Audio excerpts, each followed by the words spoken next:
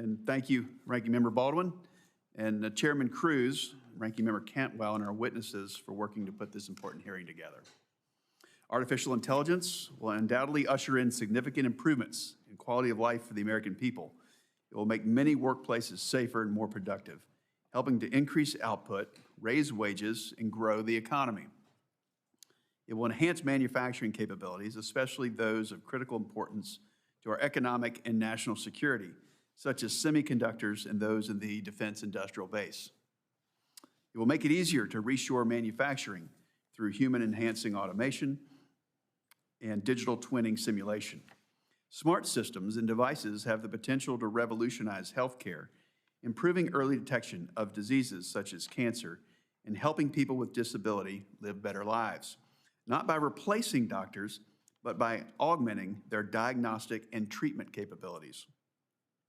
AI-enabled research, aided by self-driving cloud labs, could massively reduce barriers to the discovery of new drugs.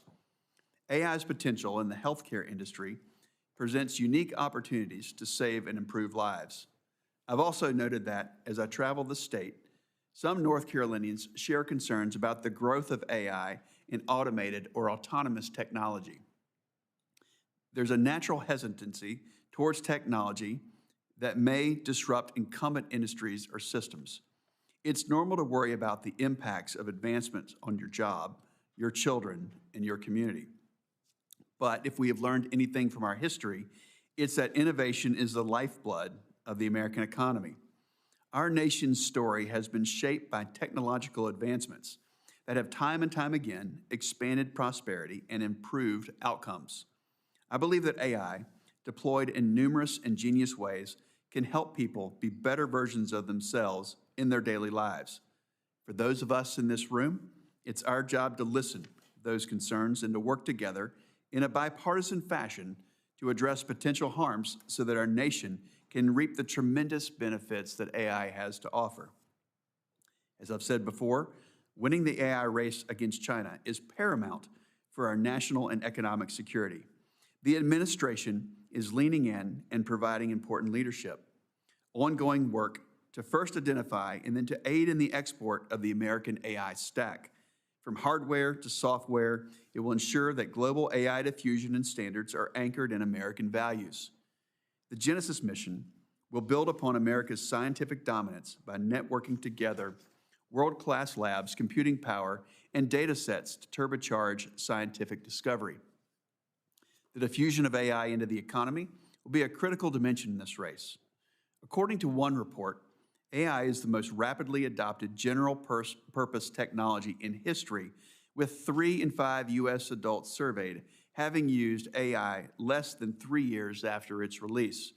However, other studies have found that U.S. businesses can lag their Asian and even European peers in enterprise adoption of AI tools. I'm concerned that China, given its top-down command and control structure, deep and sophisticated manufacturing industry, and open-source heavy AI ecosystem, is in a prime position to diffuse AI quickly and broadly. Achieving a manufacturing renaissance in America is as bipartisan and deeply held a goal as any in Congress. Given demographic realities such as an aging, skilled workforce and stalled population growth, we will need to diffuse and scale smart technologies and processes to make more critical goods domestically. I'm excited to discuss many of these technologies and systems today. Our witnesses are at the front lines and cutting edge of making our economy and our daily lives smarter. I look forward to hearing from them about what excites them, what concerns them, and roadblocks we in Congress can address. Ranking Member, do you have any opening comments? Absolutely. Right. Thank you so much, Mr. Chairman, and thank you to the witnesses who are appearing before our subcommittee today.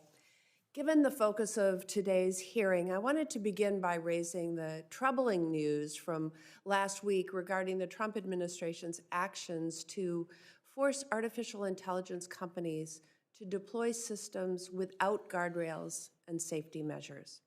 Anthropic refused to have their technology used for mass surveillance of Americans or for the deployment of autonomous weapons without human oversight. The Trump administration then labeled Anthropic as a security risk, and Secretary Hegseth has taken the unprecedented step to blacklist the company. Our witnesses are here to testify about how artificial intelligence can be used to improve worker safety and efficiency, but we cannot ignore the stakes at play here. Workers and consumers alike are rightfully worried about the deployment of AI systems. A study done by Stanford last year found that 45% of workers expressed concerns about the accuracy and reliability of AI systems. 23% feared job displacement, and 16% worried about a lack of human oversight built into the systems. And that doesn't even begin to touch on the concerns regarding privacy, intellectual property, and energy use that comes along with AI. But if designed with workers at the table during all stages, from research and development to deployment to negotiating guardrails with employers, artificial intelligence has the potential to improve productivity, reduce safety risks, and ease burnout in the workplace. The best innovations come from the factory floor. The people actually doing the work know better than any senior executive what the needs, inefficiency, and liabilities are day to day. So I look forward to hearing our witnesses today. And again, thank you for being here. Thank the ranking member. I'd like to introduce our witnesses for the day. Our first witness is Demetri, and help me on this one, okay? Pronounce your last name for me. Giannikopoulos. I even have a phonetic spelling here, but I thank you for that. Mr. Giannikopoulos is the Chief Innovation Officer at Rad AI, a San Francisco-based company using AI to help radiologists save time on reporting, allowing them to spend more time on patient care. His experience applying new technologies to healthcare spans over 2 decades. Our second witness is Brittany Ung. Ms. Ung is Vice President at Siemens Digital Innovative Industry Software. Ms. Ung is an expert in business matters, and she has extensive expertise in the deployment of AI across manufacturing context. Our third witness is Damion Shelton. Dr. Shelton is co-founder and chairman of the board at Agility Robotics. He has almost 2 decades of experience in academia, innovation, and business. And Dr. Shelton founded 2 highly successful robotics companies. Our final witness is Mark Muro. Mr. Muro is a senior fellow at the Metropolitan Policy Program at the Brookings Institution. At Brookings, his research focuses on how technology development plays out differently across regions. All right. Mr. Giannikopoulos, you are recognized to deliver your open statement if you're ready. Chairman, ranking member, and members of the subcommittee, thank you for the opportunity to testify. I come before you as a healthcare AI expert who has deployed artificial intelligence nationwide, as a caregiver who has supported my wife through cancer, as the spouse of a nurse practitioner who with more than a decade of frontline primary care experience, and as a patient who has lived with multiple sclerosis for more than 2 decades. These experiences have shaped who I am and are why I am here today. They have fueled my more than 20-year career in healthcare. They have given me a firsthand view of how care is delivered, how decisions are made, and what happens when the system works and when it doesn't. In each of these roles, I've seen the same reality. Outcomes often hinge on whether a diagnosis is made quickly and accurately, because in healthcare, the most dangerous failure is not a machine failure, it is a missed or delayed diagnosis. Research from Johns Hopkins Medicine estimates that nearly 800,000 Americans each year die or are permanently disabled because of diagnostic error. Extensive research has shown that errors often occur because clinicians are operating within an increasingly complex and strained healthcare system, managing rising volumes, time pressures, and expanding information. Imagine a patient arriving in a community emergency department with sudden chest pain. A CT is performed. The cause of something rare but deadly, an aortic dissection, a tear in the body's main artery. Without rapid diagnosis and treatment, a quarter of patients can die within 48 hours. Today, AI is helping at multiple points in that patient's care. Within minutes, AI can analyze the images and help flag the findings, so it is reviewed immediately. When the radiologist opens the case, AI can help integrate trusted clinical guidance directly into their workflow, drawing on peer-reviewed evidence developed through organizations like the Radiological Society of North America. It does not replace the physician. It strengthens confidence and trust in the diagnosis. Once the diagnosis is made, the care team must act quickly. The patient may need to be transferred for life-saving surgery. AI can help ensure the diagnosis is clearly communicated, documented efficiently, and shared across care teams so treatment can begin without delay. That is productivity. That is coordinated care. Research published by the American Heart Association shows that coordinated care pathways for aortic dissection reduce delays and improve survival. We see the same reality in stroke care, where every minute of delay risks permanent death of millions of brain cells, controlling vital functions of the body. Faster diagnosis and transfer can mean survival and less disability. But the story does not end there. That same scan may reveal a quiet lung mass, not an emergency today, but something that must be followed carefully. AI can help ensure follow-up imaging is scheduled, care teams are alerted, and patients do not fall through the cracks months or years later.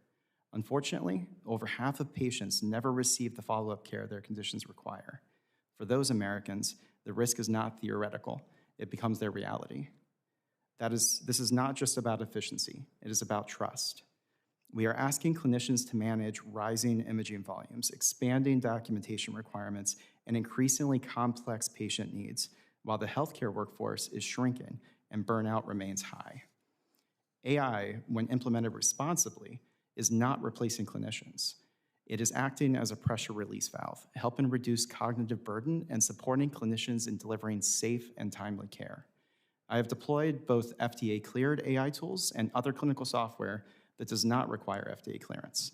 In both cases, these systems undergo extensive clinical, privacy, and governance reviews before deployment.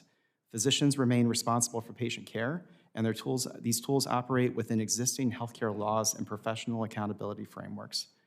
Based on my experience deploying these systems nationwide, the most important determinant of safety is not only how they are evaluated before deployment, but how they are governed, monitored, and supported once they are in clinical use. This is where thoughtful lifecycle governance and consistent national standards are essential. This is especially important for rural and underserved communities, where access to subspecialty expertise may be limited. AI can help extend the reach of clinical expertise and support clinicians caring for patients regardless of geography and access to local resources. AI is most powerful not when it replaces human judgment, but when it strengthens it. AI will not replace physicians. It will help them do what they train their entire lives to do, care for patients. Less hype, more help. That is not a future promise. It is happening today, because behind every scan is a person, a family, and a moment where getting the diagnosis right can change everything. Thank you. I look forward to your questions. Thank you for your remarks. Ms. Ong, you are recognized for 5 minutes. Good morning, Chairman, Ranking Member, and members of the subcommittee. Thank you for the opportunity to testify today. The United States does not need AI as an abstract capability. Our global competitiveness requires AI deployed on factory floors, in shipyards, and across production systems where it generates measurable productivity gains. I'm proud to take on this challenge. I lead Siemens maritime business in the United States, where we work hand in hand with shipyards and manufacturers. At Siemens, we are a global leader in industrial AI. Last year alone, we invested $15 billion in the United States to further our leadership in this transformational technology. We are continuing to bring industrial AI to customers and seeing firsthand how AI is most powerful when it connects data to operational decisions in the real world. Through our maritime work, shipbuilders are using our physics-based, AI-enabled digital shipbuilding platform to connect design, simulation, and production planning so that teams can identify bottlenecks before they occur. They can reduce rework, improve first-time quality, and compress production timelines. And by training AI in virtual environments, shipyards can improve planning and performance even in complex production conditions. Industrial AI, alongside digital twins and software-defined automation, is transforming manufacturing across industries. We are seeing machine downtime reduced by 50%, energy consumption cut by 20%, and quality control with 99.99% accuracy. Industrial AI is helping manufacturers to achieve up to 40% in productivity improvements. And it's transforming traditional factories into flexible digital enterprises. In modern shipbuilding, innovation looks like being able to create a full digital twin of a vessel before steel is even cut. This means that our customers can simulate how the ship will be built, how systems will integrate, and how production will flow through the yard, all in a virtual environment.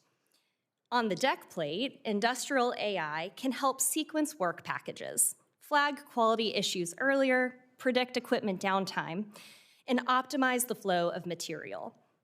The crews deploying these technologies are spending less time waiting and doing rework and more time building. When these tools are broadly adopted, they become economic multipliers. However, technology does not just transform industry unless the people understand it, trust it, and see how it improves their lives. At Siemens, we've learned that digital transformation works best when the worker is at the center. Manufacturing today faces a shortage of 400,000 open jobs nationwide. The issue is not AI coming for industrial jobs. It's a shortage of skilled workers amid increasing production complexity. Industrial AI doesn't just solve the workforce shortage. It changes the entire equation. These technologies reduce repetitive and hazardous tasks while elevating the skill sets of American workers. As Congress considers AI and manufacturing policy, I respectfully offer 3 considerations. First, distinguish industrial AI from consumer AI. Industrial AI operates in structured, safety-critical business-to-business environments with validated data and rigorous testing. Second, focus on adoption. Federal policies and investments should integrate digital modernization from the outset and accelerate deployment through public-private collaboration. Programs like Manufacturing USA and the DOE's Genesis mission provide that bridge, moving from innovation into real-world production. Lastly, the government should send a clear and consistent signal that digital capability is core industrial infrastructure. America's competitive edge will be determined by who most effectively deploys AI in the physical world. Our nation is indisputably the world's greatest innovation leader. Our challenge is scaling advanced technologies through the industrial base. Thank you, and I look forward to your questions. Dr. Shelton, you are recognized for 5 minutes. Thank you, Chairman Budd and Ranking Member Baldwin, for inviting me to speak today. Also, thanks to the rest of the committee. I'd like to open with a quote from Peter Pan. All of this has happened before, and it will all happen again. The United States first started collecting census data around agricultural employment in 1820, almost exactly 200 years before Agility Robotics launched its humanoid robot. In 1820, the vast majority of Americans worked on farms using simple tools and assisted by animals. Over the next 200 years, agricultural employment shrank to about 2% of the workforce. This is not, however, a story of decline. Absolute employment, the total number of Americans working in agriculture, has actually increased by about 30% since the 1820s. Why? In a single word, technology. In the 50 years after the patenting of the McCormick Reaper in 1834, nearly 12,000 additional farm implement patents were filed in the US. Far from destroying jobs, automation in agriculture expanded both direct agricultural employment and unlocked truly staggering growth in the United States. A 30x increase in population and a 40x increase in per capita GDP. The modern AI and robotics boom promises to bring these sorts of transformative changes to the rest of our economy. Agility Robotics started in 2015 as a spin-off from Oregon State University. From our DARPA-funded academic roots, we've grown to more than 300 employees, primarily in Oregon, Pennsylvania, and California. Our Oregon facility co-locates both our R&D teams and our factory, RoboFab, where we assemble 100% of our robots in the US. Our humanoid robot Digit was launched in 2020 as the first full-size humanoid robot available for purchase. Our customers include warehouse and logistics work, Amazon, GXO, and Mercado Libre, and manufacturing and automotive suppliers, Schaeffler and Toyota, with the common theme of providing a solution for repetitive material handling alongside human coworkers. I'd like to address the impact of automation on jobs and human workers.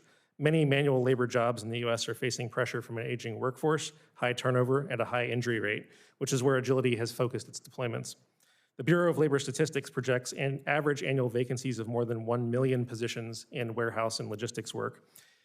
Each robot deployed here not only doesn't take a job from a human, it enables the business to grow and expand overall hiring elsewhere in the organization. To cite one example from an Agility partner, in 2012, Amazon employed about 88,000 people and acquired the robotics startup Kiva. Over the next 13 years, they deployed more than 1 million robots while also hiring an additional 1.4 million people. Prior to the modern AI boom, it took a skilled engineer many months to develop a new application for a robot. Modern AI can dramatically shorten the time to deployment for small and medium-sized businesses that desperately need to solve labor challenges but lack the technical and financial resources to run their own IT department. However, as we've seen from self-driving vehicles, safety often lags behind technical ability. It's imperative that robots not endanger their human colleagues, members of the public, or our homes and workplaces. Focusing first on controlled environments has allowed Agility Robotics and our partners like Boston Dynamics to focus on developing responsible industry-led safety standards for what's in the workplace. Gaining experience in these environments first with a focus on continuous safety improvement and industrial best practices is the fastest and most responsible path towards a successful long-term build-out of general-purpose automation. As an industry, we owe the general public a solid safety argument backed by data. I'll conclude by briefly addressing the challenges posed by China's extremely rapid progress in humanoid robots. To be as blunt as possible, they're doing a good job. Their technology is well-designed, highly capable, and backed by a formidable supply chain. 2 recent papers by security researchers have identified a critical security vulnerability in a Chinese humanoid robot, allowing for remote takeover, as well as a phone-home data logging mechanism that sends data to a remote server. As of this week, and I did check this before the hearing, that robot is available for sale in the US for less than $20,000. Combined with open source and open weight AI models, China is creating a compelling value proposition for early adopters of general purpose humanoid robots. This is a siren's call that would be well served to take seriously or risk ceding the future of automation and by extension, economic growth to others. Thank you again for the opportunity to speak today, and I thank for this committee's focus and leadership on these important issues, including the regulatory sandbox approach. Agility Robotics is ready to help the U.S. solve its labor challenges, expand the economy, and ensure American competitiveness and economic security as we move into the next industrial revolution. Thank you, Dr. Shelton. Mr. Muro, you're recognized for 5 minutes. Mr. Budd, Ms. Baldwin, thanks so much, and to distinguished members of the committee, we really want to thank you for the opportunity to comment here. I'll just say my remarks here are my personal views, separate from the Brookings Institution. In that vein, I want to start by reaffirming the basic premise here that I think is very compelling, that America's innovators are day by day introducing incredible new tools and solutions that are allowing more and more people, firms, and entrepreneurs to expand and reach the reach and achievement of human expertise. It's a compelling moment, and that's creating in the country significant excitement. And yet, a degree of pessimism also complicates this moment. We should be frank about that, and the committee has been frank about that. Some worry that the technology will not be smoothly adopted, that adoption will be challenging. Others fear what has been deemed the greatest automation technology in history, and still others worry about safety questions and which skills will serve them in the future to enable this work. So I want to say just a few words about areas where federal support can help maintain the sector's momentum, reinforce its value, and promote optimism about its possibilities.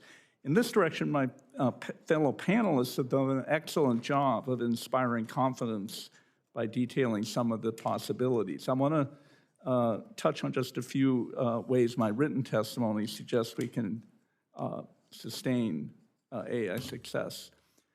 First, broader AI innovation and adoption, like we're seeing, requires maintaining a dominant research base. Abundant research flows generate talent, but also the ideas, intellectual property, innovation, and startups that we're hearing about. I will provide more detail in the written remarks, but the nation does retain clear global leadership. With that said, it has fallen short of the doubling of AI research that had been suggested in 2019 by the National Security Commission on Artificial Intelligence, an important bipartisan watchword. Beyond that, to address the scale issue, the nation should prioritize a step change in total AI R&D outlays. At the same time, is seeking to rejuvenate the AI Research Institute's program for accelerating research on new topics, establish new testbed programs involving federal research units, private sector, and even data centers that can be brought into this, and then direct grant making towards investments in what some of us call pro-worker AI that supports such values as education systems, health, human learning, and human decision making. Accelerating AI adoption also requires promoting the growth of emerging AI clusters in geographic regions. NVIDIA, OpenAI, Microsoft, and Anthropic have all advocated for this kind of development, sometimes using the term economic zones to envision regional investment areas that fuse permit and energy solutions with federal and state creation, small business empowerment, and community-level prosperity. Such regional development, including through linkages with local test beds, could foment a powerful surge of optimism in communities. We believe that bottom-up economic innovation in regions is an important part of this work ahead of us. More boldly, Congress and the Trump administration could build new prize competitions or recent challenge grant programs, such as the tech hubs and NSF's innovation engines, to further develop these regions and hub engines that have so much to give. Finally, AI adoption leadership will further hinge on ensuring that adequate pools of high-quality talent exist all across the country and in every sector and every region. The challenge is both narrow and wide. The narrow part of the challenge is the nation's diminishing homegrown share of the world's elite talent. Speaking of this, ITIF has shown that while the U.S. attracts and employs a high share of elite talent, its domestic production of such talents has slowed. That's a worry and needs to be addressed. At the same time, concerns around the broad degree of AI readiness are important, and starting now, virtually all workers will need to understand AI principles, be able to understand and direct AI effectively, and be able to evaluate its outputs. AI literacy instruction, as the Department of Labor has been describing in recent months, will need to cultivate agility and install such human skills as judgment, teamwork, creativity, and problem solving. If that is widely achieved, workers will feel optimistic about the technology. If not, I worry they won't. And so a supportive AI talent strategy must foster AI readiness among both elite and general populations. Fortunately, immigrants and U.S. higher ed are proven talent sources. Thoughtful visa reforms can help the nation retain its edge on elite talent, and even more important is the need to prioritize broad AI literacy, not just at elite institutions, but throughout the regional Muro, AI, the entire workforce system. Mr. Muro, if we could, Yeah. Thank you so much. If we could take a few questions for the rest of the panel. Absolutely. If you have additional thoughts, we'll come back to that when you're recognized, if that's Great. okay. So, Thank you. Yes, thanks again for being here. Thanks for your opening remarks. You know, it's been said that the four main inputs of AI are talent, compute, energy, and data.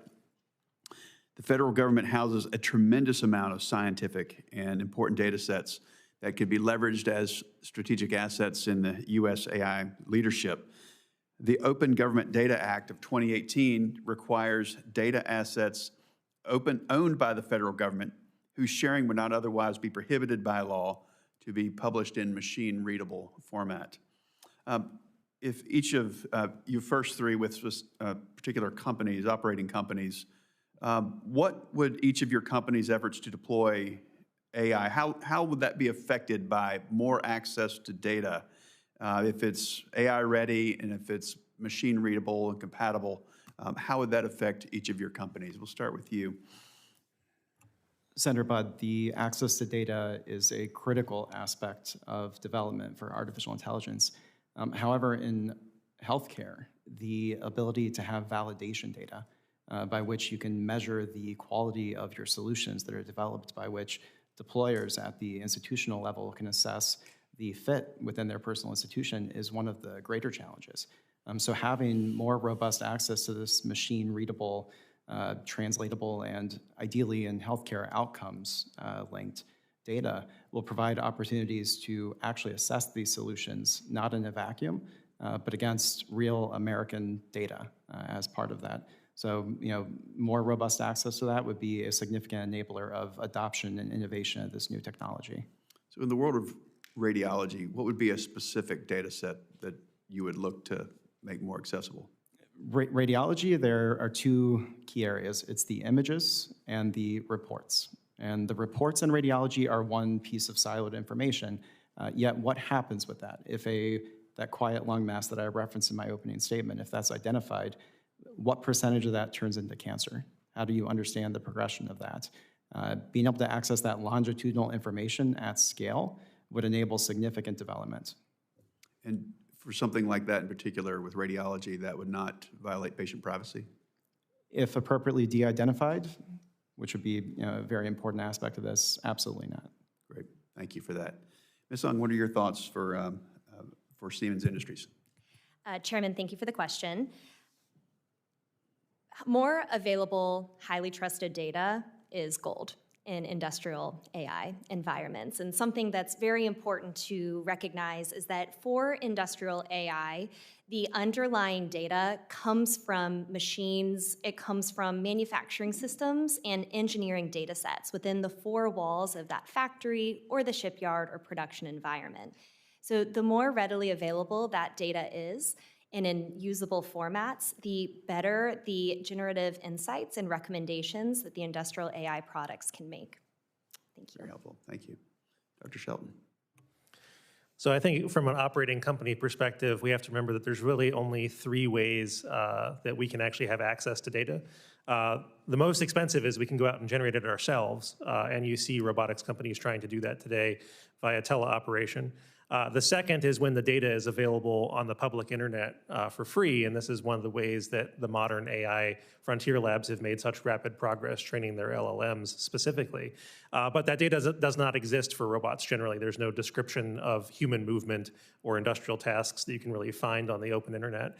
And then the third way is simulation. And although there's been a lot of rapid progress, I'm sure you've seen news reports with NVIDIA and others who've done that kind of work, we're still in the early days of that really being viable for large-scale training of robots. So the government release of data is actually helpful a couple of ways. First is it gives us a very broad look at the economy as a whole. Although agility has been focused to date on these internal warehouse jobs, there are broader classes of job that would pull on things like large geospatial data sets and other large public data sources that would be very exciting to have access to. And second is I think it gives us a broad representative look at what people are doing. It's part of the reason why I cited the census data is that the government has a very large role to play here, identifying areas where there are opportunities for robots to get out and do useful work. So excited to be a part of that. Dr. Shelton, do you have an example of those ideas inside the census data? Yeah, I mean, I think what's fascinating with this is how large of an opportunity there really was with underemployment in sectors like the warehouse and logistics world. Feeding things like accident data, human performance data and stuff allows us to focus on the very high value tasks that actually improve worker safety, improve worker health, and allow those workers to redeploy elsewhere within the org. So we're excited about being able to tailor what our product offerings are to the needs of the broader workforce. Dr. Shelton, do you think that would help with adoption? I mean, there's a general fear out there about job replacement. It's sort of a generalized concern. But if you show massive areas of underemployment in a sector such as warehouse and logistics, where there's need for much more workers, do you think that would help with adoption in those areas?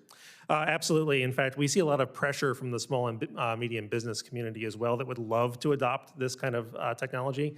And you know, it's without name checking a specific retailer, we were approached by a small but nationwide retailer a number of years ago looking for a back warehouse automation solution because they were having staffing challenges. Unfortunately, it was not possible at the time with the technology that was available to us circa 2020 to really engage with them. But I think the broader look at the labor pressures that are faced by those businesses in particular would be super helpful. To give us a quick snapshot of the timeline, if you had that conversation in 2020, Correct. now in 2026, if you had the same conversation, do you have more capabilities? We do. I think there is a rollout question that we have, which is, do you tackle the low-hanging fruit first, or do you go for the harder end of the spectrum? But certainly, technologically, the advances that AI has shown just in the last, I would call it 3 years, significantly lowers the barrier to entry to address those businesses. Thank you. Ranking member.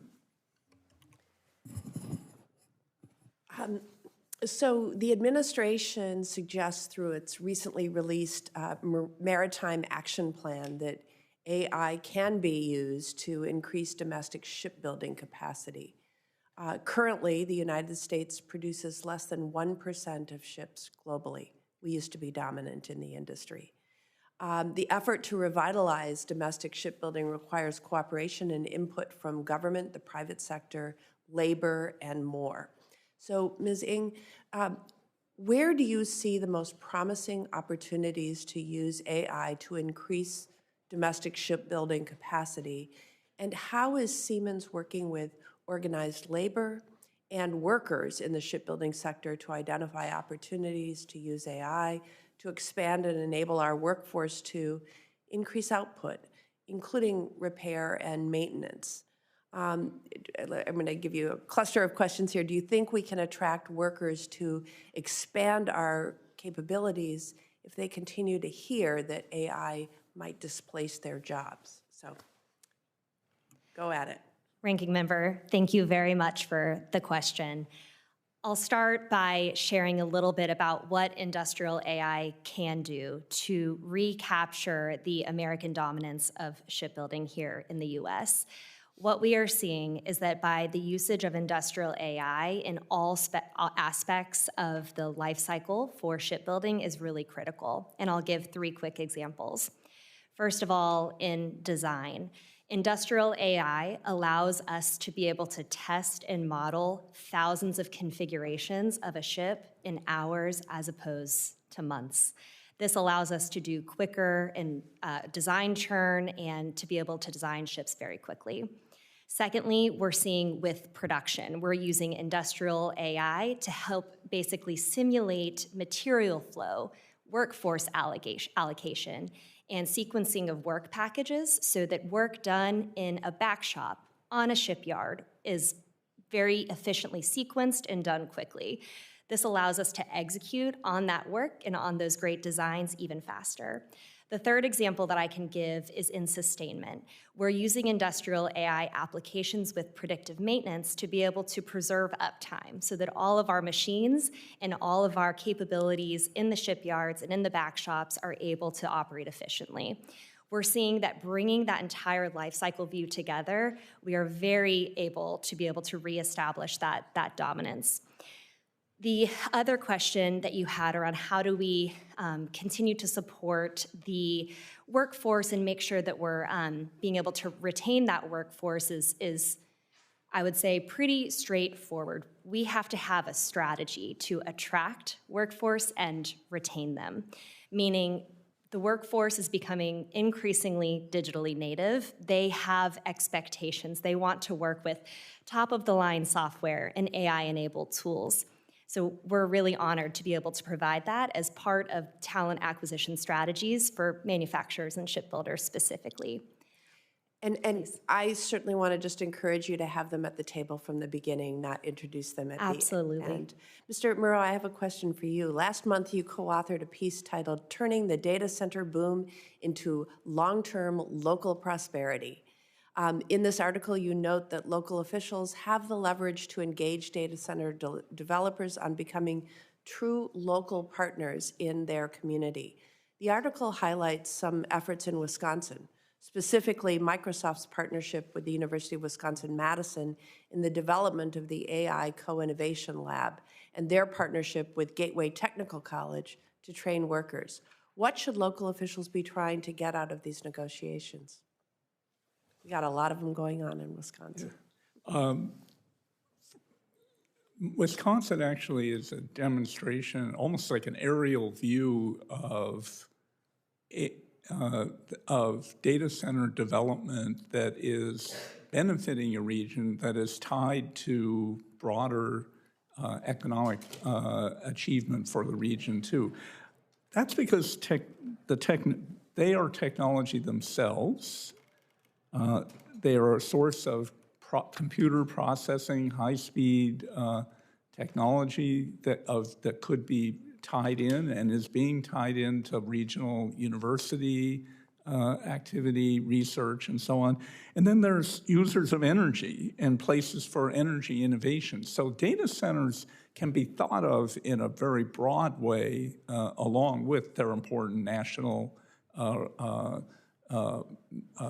their demonstration or their national push towards powering the whole technology. But places have the possibility to enter into interactions with the hyperscalers early in the process. We think there's an opportunity for them to trade essentially very quick initial ability to save, and to establish quick permitting in response in a trade with the companies to build these kind of partnerships in the region. So I think the more a region has a sense of its technology goals and where those intersect with the hyperscalers, and I think there are lots of areas for particular research, work on energy issues, test beds of all sorts. So I think there's just a wider array of possibilities in regions.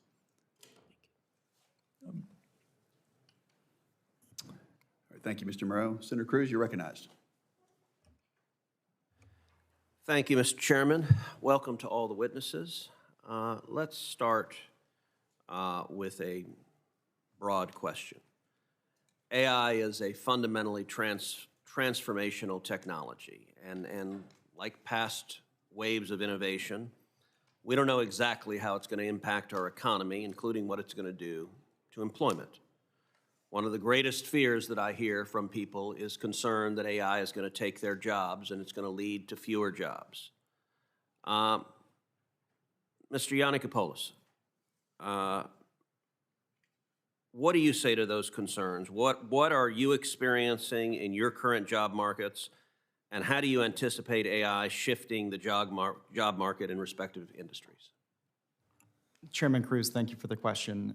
The crisis in healthcare is real, and it's happening right now. There are around 900,000 physicians in the United States. The projected shortage of physicians by 2030 is 187,000, by 2037.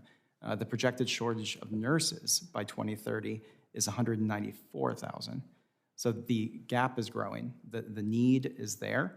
Specifically within radiology. If you look at the attrition rate over the past 5 years, it's up by 50% compared to historical norms. Meanwhile, the projection is that imaging volume will rise by 26% in the next 30 years. So a continued growth and a continued need. Dr. Curtis Langlotz, the immediate past president of the Radiological Society of North America, recently did a task-based analysis of the work of a radiologist, and he estimated that within the next 5 years, the amount of work a radiologist will need to do could possibly go down by 33%. Yet the need for them to perform that understanding and ultimately make those diagnoses so the patient can get the care will only increase. So AI is not replacing the physician at any point along this. It's enabling them so that we can leverage them to get where we need to be as a healthcare society. Ms. Ong, how would you answer the same question? Chairman Cruz, in our experience, advanced technologies support workforce expansion, not contraction. This is especially true in my sector of shipbuilding, where we're seeing these advanced technologies drive an increased demand for highly skilled trades. AI is not diminishing the need for skilled workers, it's amplifying it. AI's expansion reinforces the need for strong technical skills and for people who are passionate about innovating it. The best example that I have is actually in Fort Worth, Texas, where we have the latest and greatest Siemens facility that was just stood up. In Fort Worth, we used our digital twin and AI-enabled tools to be able to model the entire production floor and simulate it before even breaking ground. This facility created hundreds of new jobs in that area, and the employees that are working there are operating in reduced complexity and much better training. So in summary, the greater risk to jobs, in our opinion, is losing industrial competitiveness. It's not responsible modernization. Thank you. Dr. Shelton. Yeah, thanks for the question.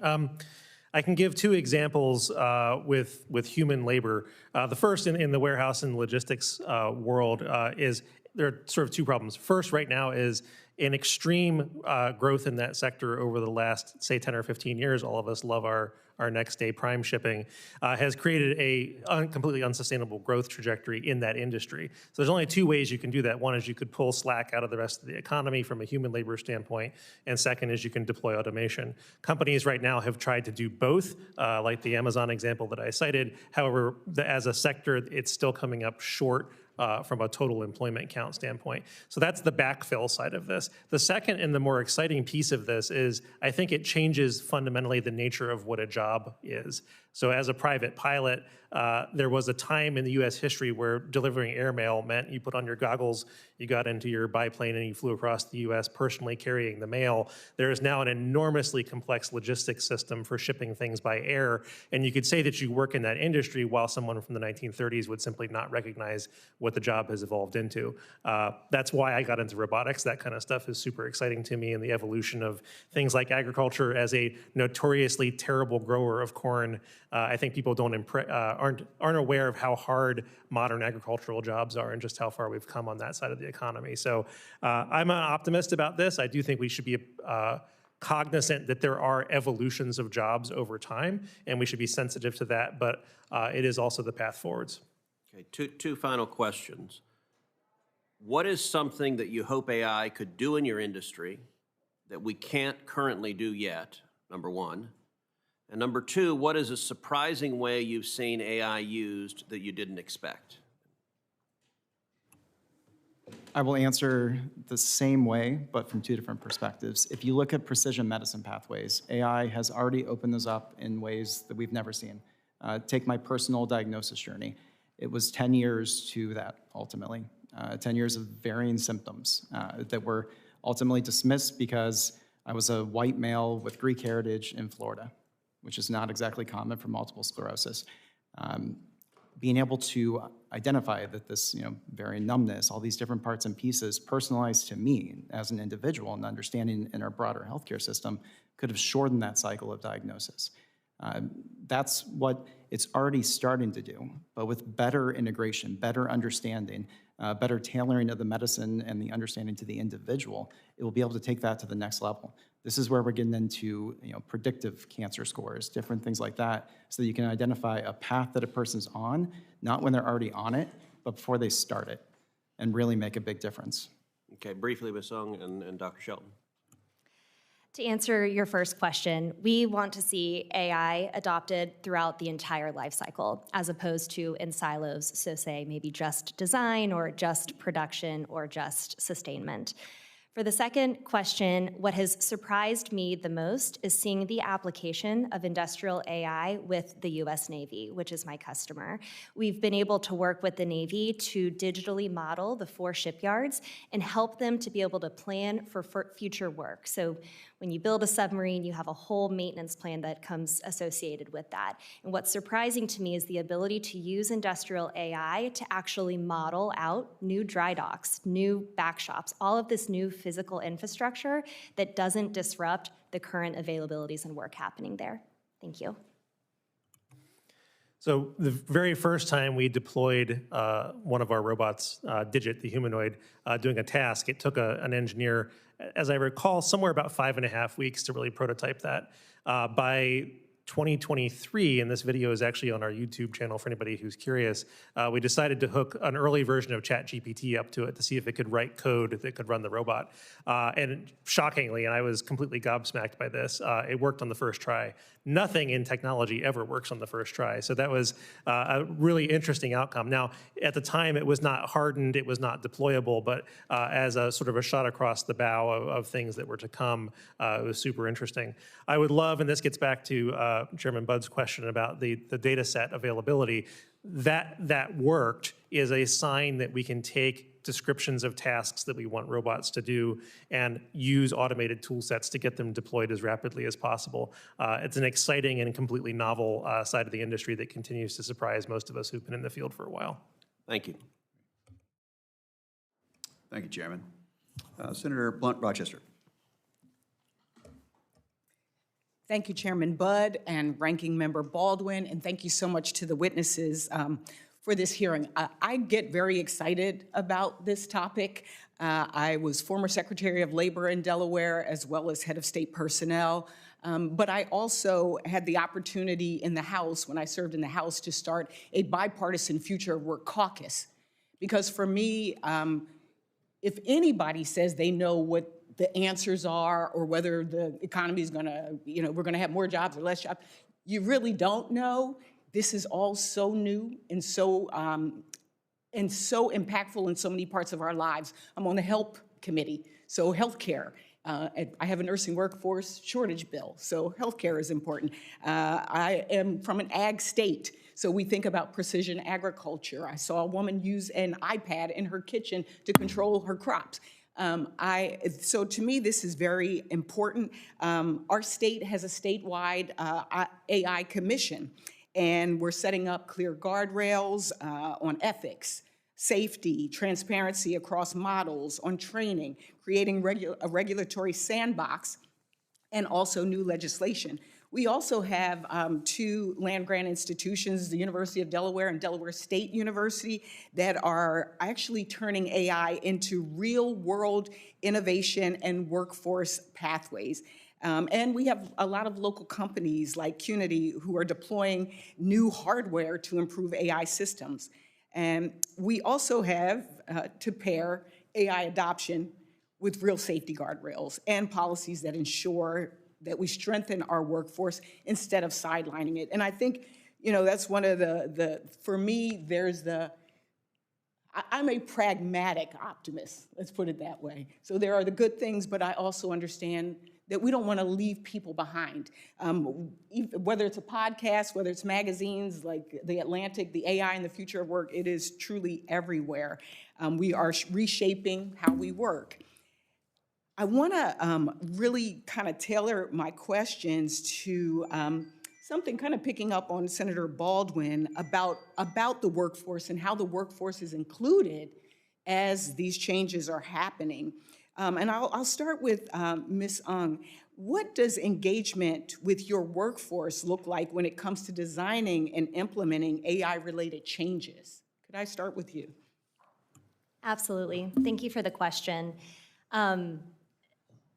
As I mentioned in the opening statement, what we have found at Siemens is that digital transformation truly does work best when the worker is at the center.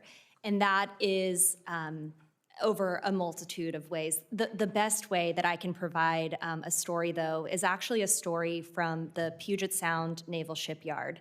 There is a superintendent of Backshop 31 at Puget Sound, and she truly demonstrates what effective partnership looks like when we're trying to solve a problem using a digital technology. And what I mean by that is this superintendent, she leads from a place of empathy. She knows the struggles and the pain points that her workforce is managing. So working with leaders Do you like have that. like is there a specific, and for all of you, I'll just submit questions for the record because I have a lot of questions and I don't have a lot of time.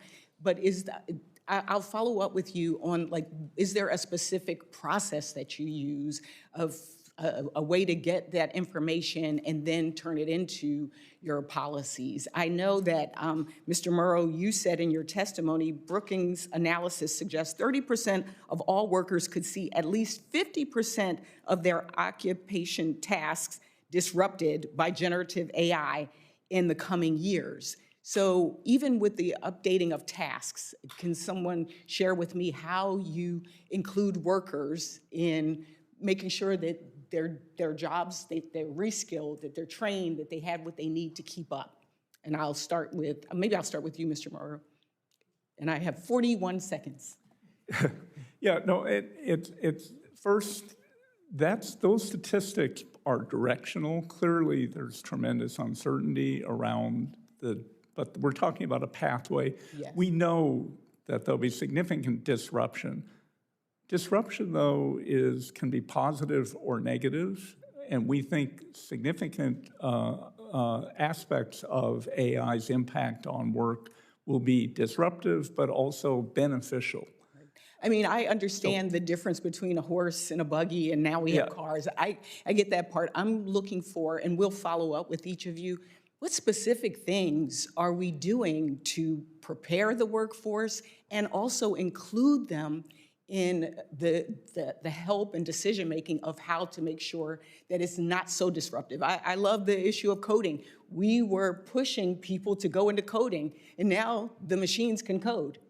And so as I'm thinking about the future and how, I think Dr. Shelton said, the changing nature of the workforce, I would love to have conversation with each of you about what can we do as Congress to ensure that we're not leaving anybody behind, but at the same time, we're benefiting from the technology that's before us. And I am out of time.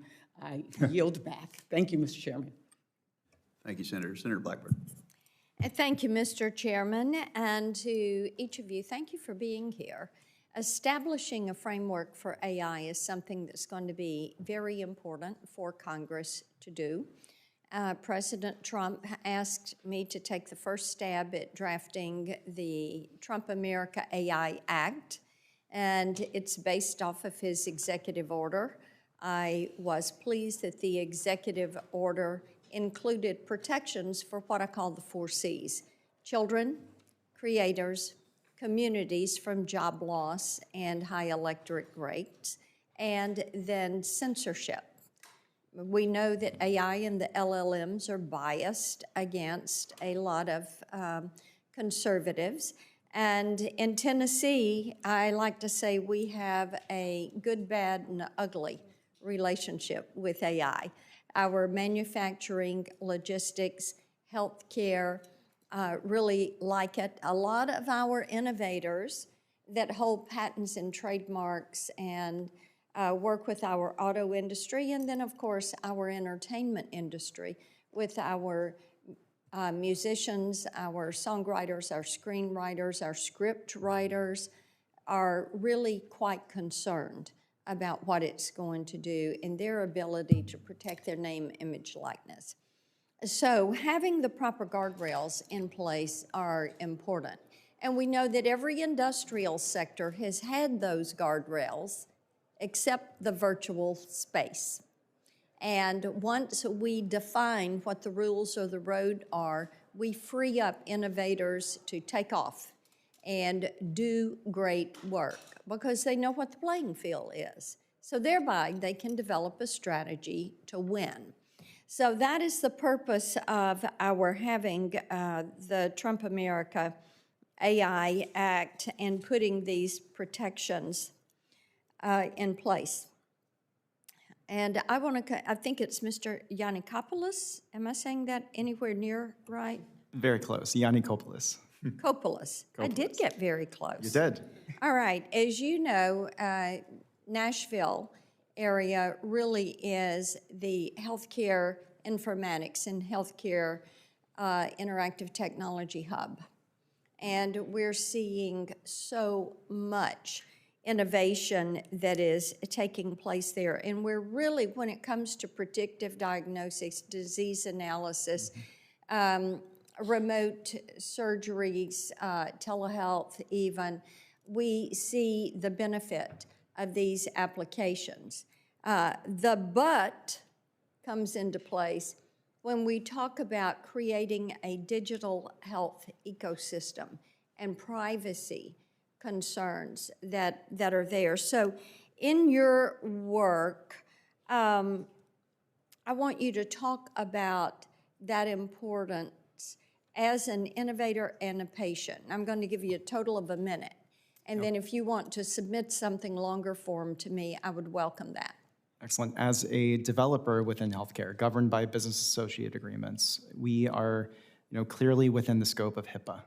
HIPAA is an elastic rule. It started out as an insurance. Needs to be modernized. It does need to be modernized, but it started out as an insurance portability. In order to include all of this, yes, as I say, it came about, it covers the fax and the fax machine, the paper and the fax machine. It covers the access to data, and with electronics, we have the ability to audit it. That's really right. key with the transformation we've gone through.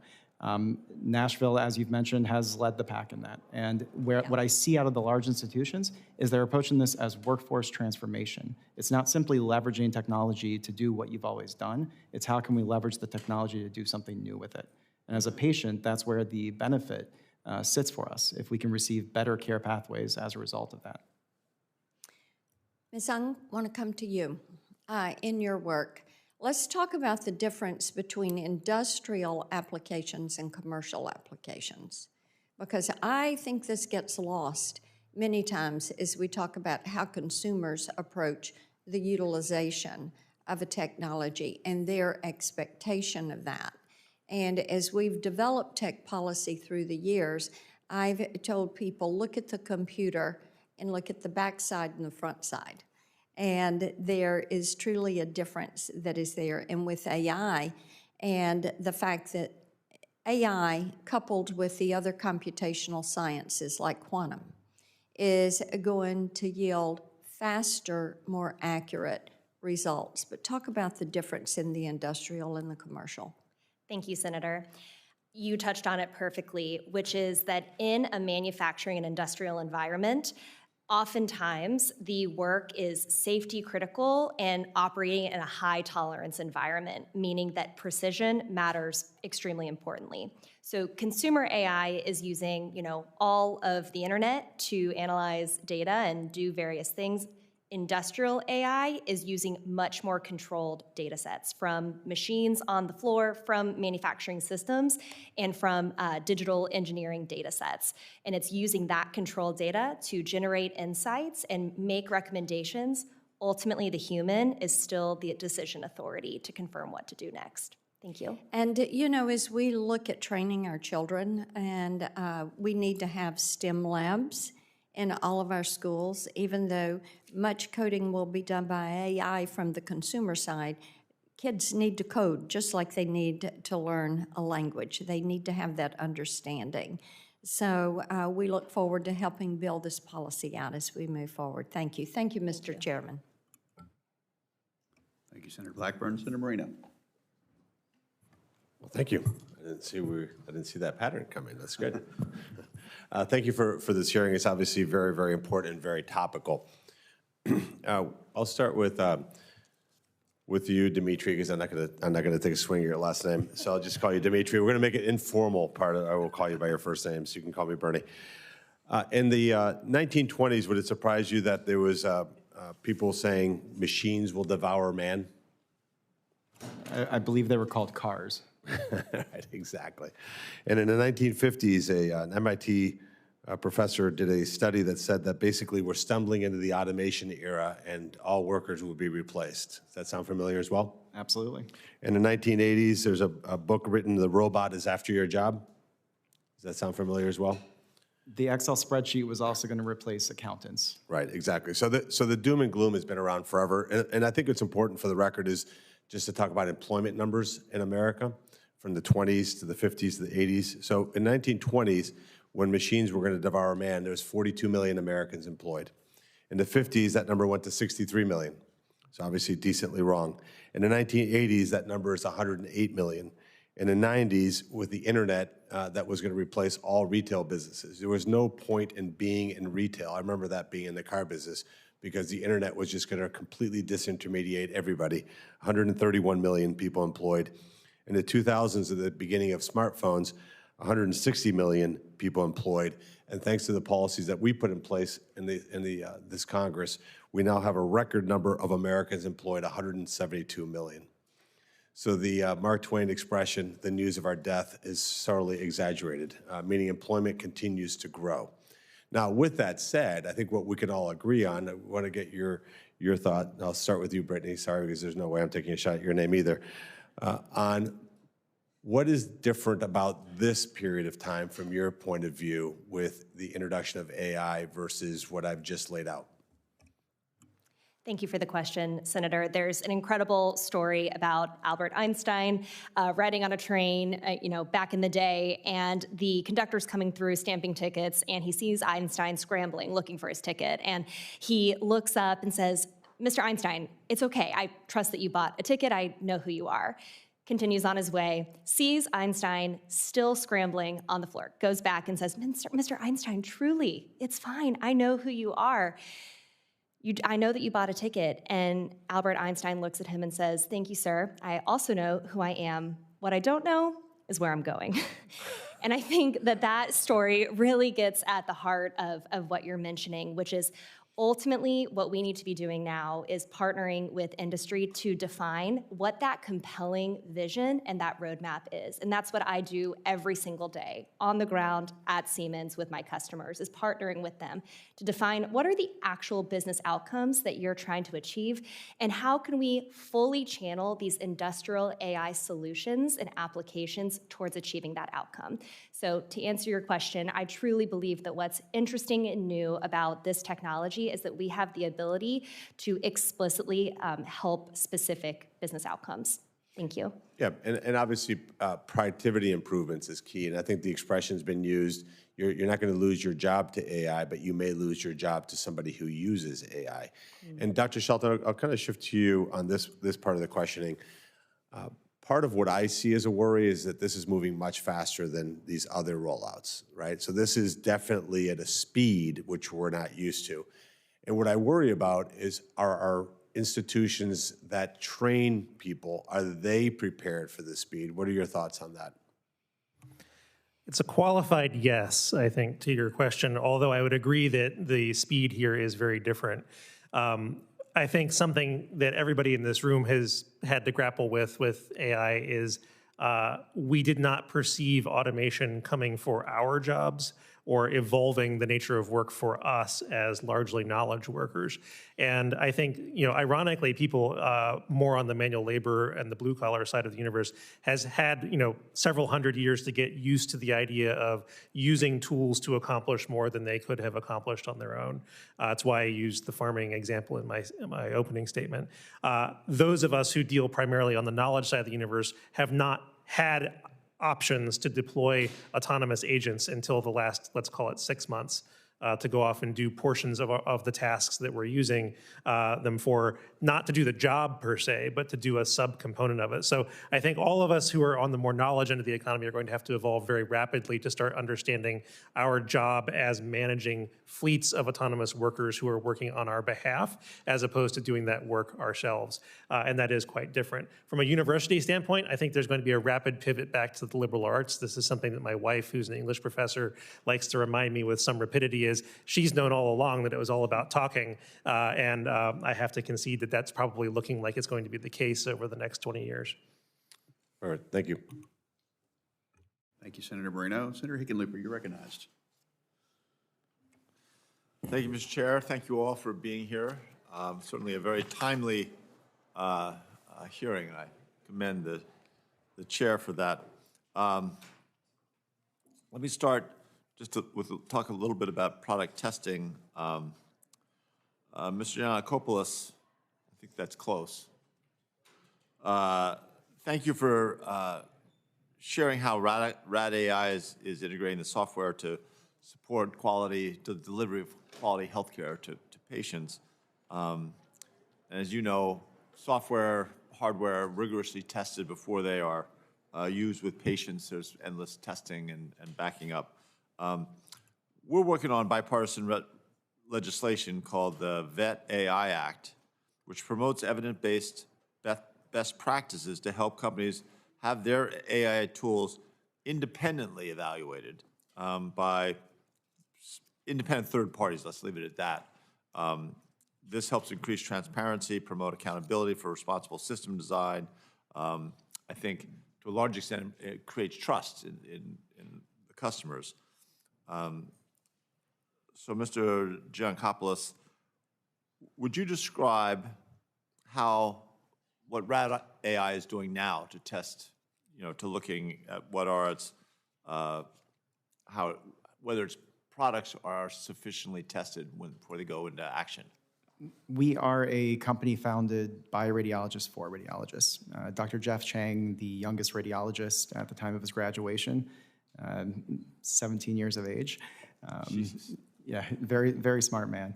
Has been central to the design ethos of our solutions. He was a practicing radiologist when he created the idea of RAD AI to begin with. We have continued to engage with the radiologists, validate the usage, and understand exactly how it integrates into the workflow. The other key piece that really needs to be built with the adoption of AI in healthcare in particular is trust. And a way to gain trust is there's the technical natures, there's the transparency, the information about how you've built your models. But there's also leveraging relationships. For example, we have one with the RSNA Ventures group to integrate the century of knowledge that RSNA has available directly into the application at the point of care for the radiologist. So it's not AI assisting them with the diagnosis, it's AI plus trusted and validated information right at the point of care. Huh, cool. It's worthy of a longer discussion. Ms. Ung, is that right? Somehow close? See, I'm not scared of these, difficult names, unusual names, we'll call them. I have a difficult name, Hickenlooper. Thanks for your testimony and sharing how all the work that Siemens is doing around, how AI is going to enter new sectors of the economy and especially the industrial economy. It's clear that we're in the middle of a revolution. I think of it as the great transition, right? And I think we're doing several things at once. We're going into AI, we're moving towards clean energy. This will look back 50 years or 100 years from now, they'll look back as the beginning of this great transition. I think it's going to, in the terms of AI, it's going to define how AI supports this growth of small businesses and entrepreneurs, but also attracts students to STEM fields and ultimately will transform our workforce. Now, when two companies enter into a contract, it's essential that the service agreements are transparent, but also that they're enforceable for how an AI system can be used or not used or misused. So, Ms. Ung, how does Siemens ensure it is transparent with its customers about the design limitations of the AI products it sells? You understand?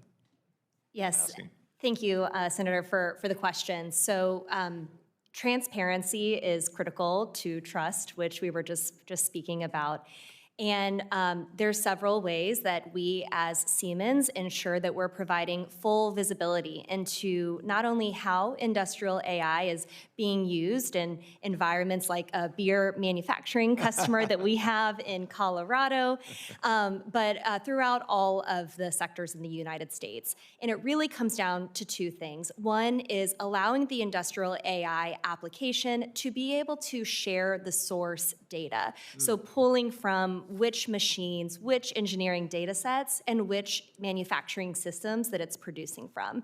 The second is providing explanation or evaluation of why that recommendation is being made. which comes down to the ability that we were speaking about earlier of training folks to be able to work in systems oversight types of roles so that they can engage more effectively with that industrial AI capability. Thank you. Great. I'll hold off. I have a couple other questions, but I'll submit them in writing. I appreciate what they're slave drivers here in terms of keeping us on our time. Only because more showed up, so thank you for the question. Senator Young, you're recognized. Well, thank you to our witnesses for being here today. And Ms. Ung, I'd like to build maybe on the previous questioning in your response. We need to unlock more industrial data, spatial data, as I understand it, a lot of it, so that embodied AI or AI used to control machines in the physical space can continue to move forward. China, a country we care about because we compete with them on a number of different levels, they lead the world in terms of deploying industrial robots, collecting this sort of data. We're going to have to come up, of course, with a different set of rules and practices, one's consistent with our values and laws. But I think for starters, we need to distinguish between industrial AI and consumer AI. I have some legislation with several colleagues called the AI Public Awareness and Education Campaign Act. This seeks to provide transparency into AI, its promises, limitations, and what consumers can expect from it. Too often we think about AI and our minds immediately, I think naturally, move towards generative AI rather than the AI we've been living with and using for the past several decades.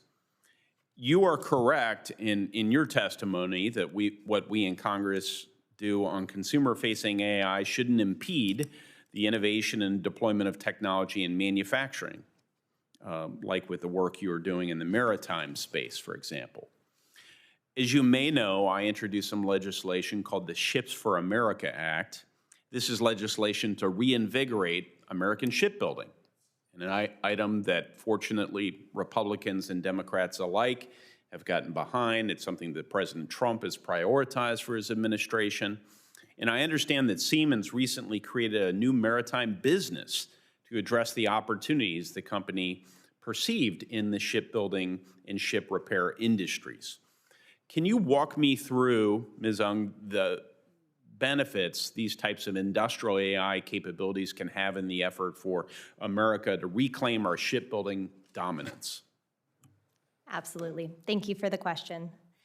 So what I would start with is by saying that if America truly does want to reclaim shipbuilding dominance globally, we have to outpace our competitors, not just in labor, but in building out these digital capabilities. And industrial AI is indisputably a force multiplier here. We think about tackling industrial AI in shipbuilding across 3 different areas of a ship's life cycle. So starting in design, through production, and then into sustainment. We apply applications of industrial AI across each area of that life cycle, everything from doing faster, more precise design using AI-enabled simulation, through predictive maintenance, making sure that the machines in the back shop are available and ready to roll for every single task that's needed. But if I were to summarize, the most important thing is that we're using industrial AI to help sequence work so that it's done more efficiently and more quickly. And what this does is it reduces rework and it makes work better on the deck plate in the shipyards because people are able to execute the first time and operate in a more productive environment. Thank you. And as some of my constituents watch this hearing, they may think, wait a second, more productivity, that means higher wages too, right? So that's a byproduct oftentimes of these types of investments, whether it's yesterday's capital investments or today's AI investments. So I do want to underscore that. What is relatedly Siemens doing, Ms. Ung, to upskill the American workforce more broadly to ensure workers can succeed in these high-tech, high-demand, AI-empowered roles? Thank you for the question, Senator. We're doing a lot, but if I were to summarize, I would pick two different things. One is we are working with an ecosystem of partners to develop what we call micro-credentials for shipbuilding specifically, but more broadly for manufacturing. What this is doing is it's creating pragmatic, kind of ready-to-use credentials that might be a day, a week, a month long, and they prepare the workforce to go into modern shipbuilding and start operating on day one. The second piece is that I am incredibly proud that Siemens has committed to training 200,000 electricians and manufacturing experts by 2030. We're not doing it alone. We're working with public-private partners, universities, community colleges, and trade programs to be able to do that. And I'm extremely proud to share that today. Thank you. Great. Thank you for your answers, Ms. Ung. Mr. Chairman. Thank you, Senator Young. Senator Cantwell, you are recognized. Thank you, Chairman, and I thank you and Ranking Member Baldwin for this important hearing and the witnesses for being here. We're here today to talk about some of the most innovative things that could help our economy going forward, but I want to mention we do have an NSF AI Education Act that Senator Moran and I have introduced, and it talks about some of the workforce issues you guys have been discussing, and a Small Business AI Training Act that also was Senator Moran, so that we're getting this across all aspects of our economy, and a Future of AI Act that my colleagues, Senator Young and Hickenlooper and Blackburn and I, this is about voluntary standards for infrastructure and innovation, mostly on safety and security. But the thing I wanted to focus on is the science side of the equation. I represent a big national lab, but the laboratories across our country represent a unique opportunity to take science research that basically might take you years to do and now drive it down to months. And so one of the things I'm very worried about that we cut 10,000 STEM PhDs from the federal agencies in 2025. So that's not a good idea. I represent also one of the most scientific regions of our country, and so we like scientists because they're in there creating the next generation of economic competitiveness and solutions. And certainly when you look at the massive amount of AI investment that China's making, you want to keep your scientific workforce because they're going to help you. But one of the things that I'm most interested in hearing from maybe you, Mr. Muro, or Dr. Shelton, is how transformative biology and chemistry lab work could be, compressing it into a few months. As I mentioned, the Pacific Northwest Lab is doing that already on deploying autonomous experimental platforms that you're basically, creating everything from discovery in bioenergy to advanced materials and fusion, but you're getting it done in months instead of years.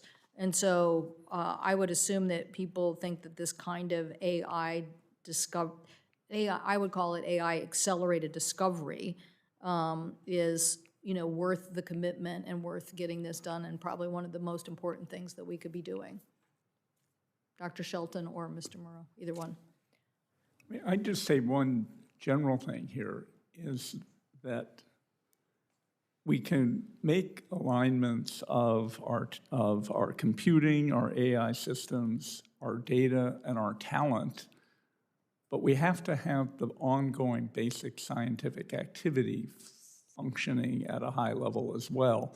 Because really, all of that is essentially trading data for the next iteration of all of that innovation. So I think that's one of the things that a comprehensive attempt to leverage AI for national good would want to look at, is making sure that you have all dimensions of the AI machinery working. And we do think that actual scientific activity and the talent it collects is absolutely central. Dr. Shelton. So logistics and warehouse work has already seen the problem that in that industry we call islands of automation.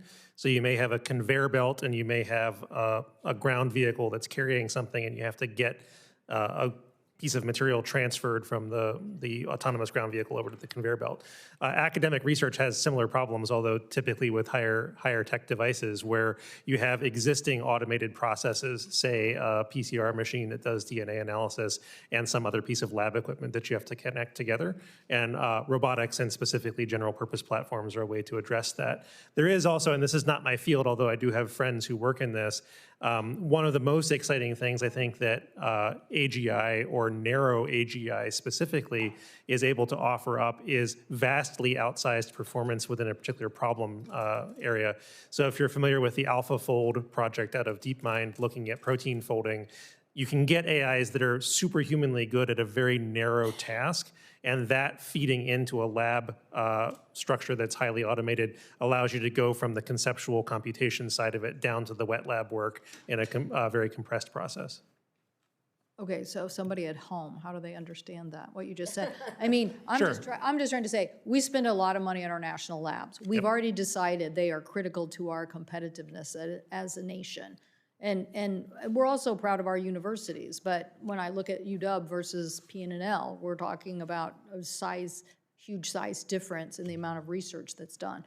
So now if you're saying you're going to apply AI to that and basically translate that science into faster application, as I'm saying, not years, but months, then I think this is a huge initiative that we should be undertaking, is to take all of that research. You just gave one example. Right. But you're basically taking one of our big research arms and you're basically saying, let's make sure we apply AI to it, because it really is one of our most competitive R&D efforts, right? One of the things, and we've seen this in robotics research itself, is you have a human who comes up with an idea and wants to see that translated into something practical. So for your question of how would I explain this to someone who's not sitting here from the perspective of robotics land, you have an idea, you have to get that translated into some sort of physical reality, and then you have to test that physical reality. I think where AI allows us to inject the best short-term safety-controlled piece of this is to work with the human researcher to get the math part of the process turned into something physical that can then be tested, whether it's in the medical space or elsewhere in industry, and allow us to actually reduce something to practice as rapidly as possible. Yeah, just the last point, I know I'm over my time, it's that we're spending like about $10 billion on lab efforts that are all about all these issues. So I'm just saying, one area to double your investment is to basically say, we're spending $10 billion here, so we've already decided we think this is really, really important. We're saying, apply AI to that effort to make it more efficient, because we've already decided that's where we're spending our money. And you just gave two really good examples of what that acceleration can deliver. So thank you, Mr. Chairman. Thank you, Senator. Senator Rosen, you're recognized. Well, thank you, Chair Budd. Ranking Member Baldwin, it's really an important hearing, and I want to thank all the witnesses for being here today. And so I'm going to start with you, Ms. Ung. I'm going to talk a little bit about AI standards and trust. Earlier this year, I led a congressional delegation to CES in Las Vegas with a few senators. I've been leading one almost every year. Senators from this committee, we were able to stop by the Siemens booth, hear how Siemens is innovating on AI, other new tools, and I'm excited you're here to testify today.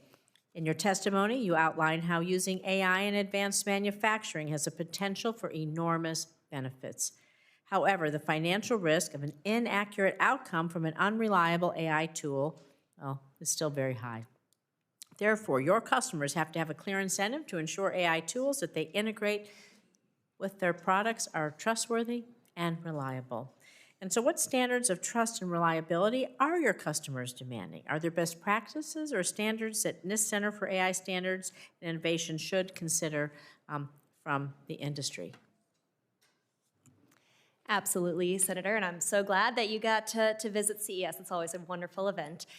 To answer your question, the most important thing in defining trust is having really strong underlying data that informs the industrial AI application. So what that means is being able to tap into machine-generated operational data on a shop floor, manufacturing systems data, and digital engineering data sets that all come together to be able to support analysis and recommendations and generate insights. So what's interesting is that that's a huge piece of my business today at Siemens, is supporting our customers and delivering what we call the sort of digital authoritative backbone for engineering. That serves as the foundation of which all operational capabilities are built on top. Thank you. Thank you.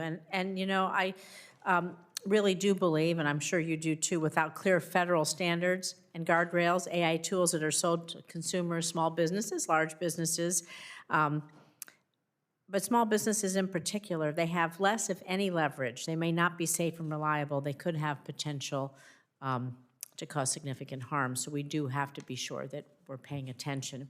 And so I want to talk about small business and AI adoption, because many companies have prioritized AI adoption, trying to find where this tool can improve efficiency, add value to their business, right? How do you grow? However, we need to ensure that the potential benefits, as we're seeing from AI, do not continue to disproportionately benefit only the largest corporations that have the capital and the influence really to adopt safe AI, there's large language models, and all the other things that go along with it. So I'm going to stay with you, Ms. Ung. You have a range of customer sizes, large legacy brands like PepsiCo to very small businesses, startups. What's the biggest challenge you would say that your smaller customers face adopting AI? And what can Congress do as we think about, I'm also on the Small Business and Entrepreneurship Committee, so I want to think about the large businesses and the small. What can Congress do to ensure that the AI adoption gap, it just doesn't widen, leaving our smaller innovators potentially behind? Absolutely, Senator, and this is an incredibly important question. We think about adoption for small and mid-sized businesses in three ways. It's awareness, ability, and willingness. So awareness is being able to communicate and understand the art of the possible, of truly what are the business outcomes that industrial AI can unlock for that business. Ability is, yes, to your point, sometimes capital, but it's also the aligned incentives with both leadership and, as Ranking Member Baldwin mentioned, the ability to also have the factory floor workers involved in the process. The third piece is willingness, and this is my biggest passion in life, is organizational change management. So making sure that there's an intentional rollout plan to all segments of the workforce to ensure that that adoption happens. Well, you set me up for, I only have a few seconds for my last question, because your passion is going to lead me to Mr. Muro to ask this question, AI literacy, right? Because you're enthusiastic about getting it out to everyone. But can we talk about how AI literacy closes that AI adoption gap that we want to happen? So thank you for setting me up for that question. I would just say that this is where regional ecosystems can be extremely helpful. Regional learning ecosystems, regional technology ecosystems, and as part of that, work to make sure that adoption does include these features. More and more regions are beginning to find their own level on these technology solutions.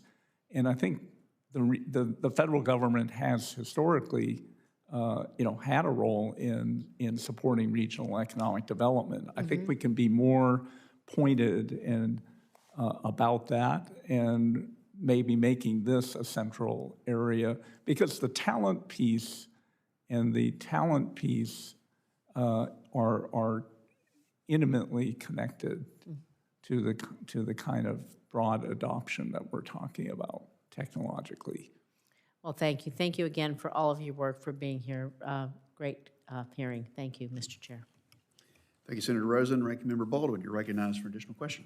Thank you. Senator Rosen has queued me up for my next question and my last question as we do a quick second round before closing. Mr. Muro, I appreciate your highlighting worker security in your testimony. In Wisconsin, we are very proud of being the first in the country to pass a law relating to apprenticeships and registered apprenticeships. We did that in 1911. The U.S. didn't follow suit until 1937, but with the first apprenticeship law in the country, we continue to break enrollment records in part because our apprenticeships focus on in-demand fields. I'd like it if you could talk a little bit more about the opportunities to integrate artificial intelligence into registered apprenticeships and how these programs can help with retraining workers in an AI world. I mean, first, I think our view of apprenticeships is highly shaped by its industrial past, and that's an incredibly important theme and a place that it can be utilized and merge with AI. AI can also add to the learning and training dimensions of apprenticeship through tutorials, AI online supports, and all of those. But I think that we should think of apprenticeship as especially a way to get hands-on work experience. And we're going to need that more and more because it's going to become clearer that strictly, higher education degrees are not going to be maybe more vulnerable to change than very specific subject matter, hands-on experience with people learning a technology. So I think that this is an extremely important dimension that you put your finger on here, because in some ways apprenticeship points exactly at a gap that I think we're going to face in especially launching careers and setting up pathways for development. Thank you. Thank you, Ranking Member Baldwin. Mr. Giannikopoulos, there's, since you're in radiology world, there was a famous prediction made by the father of AI. I'm sure you're familiar with it. I think it's Jeffrey Hinton. He said that with the rise of AI, there would be no more need for radiologists, but someone as smart as he was completely wrong. And your company, your work, just proves that wrong every day. How could someone as smart on AI as he was originally get that sort of prediction wrong? And how could we use that as sort of wisdom for the future as we think about the application of AI in personally and commercially? As we look at all of this transformation, it's not unique to radiology. That was a field that was early identified as potential for automation and replacement. That didn't work out. It's part of the way the AI is trained. It's trained on this medical information that's generated by a radiologist through an interpretation process. That judgment cannot be replaced. There are going to be edge cases. There are going to be zebras. Again, my personal diagnostic journey, I do not fit any algorithmic assessment that would normally get to that diagnosis, which is why we need the human directly involved. Like, medicine is both a science and an art, being able to put that together and synthesize it. Now, what AI offers as an opportunity is the ability for the radiologists, the clinicians, to synthesize more, understand more, access it without having to dig through records and all these complicated systems, but instead see it presented to them in a really easy way so that they can make that determination. And if you look at rural healthcare in particular, that's an area where we need to augment those institutions. In North Carolina, ARA Health Specialists in Asheville, where they're originally based out of, they cover most of Western North Carolina right now and serve as the safety net to make sure that patients aren't having to be flown over mountains, literally, to get to other healthcare systems. They do that by early adoption of technology. I met them 20 years ago on the documentation side, and in my last company, they were some of the first in the States to adopt image analysis for improvement of understanding. Now they're using new documentation tools like ours to be able to augment that and integrating the Radiology Society of North America evidence directly into that to really speed it up.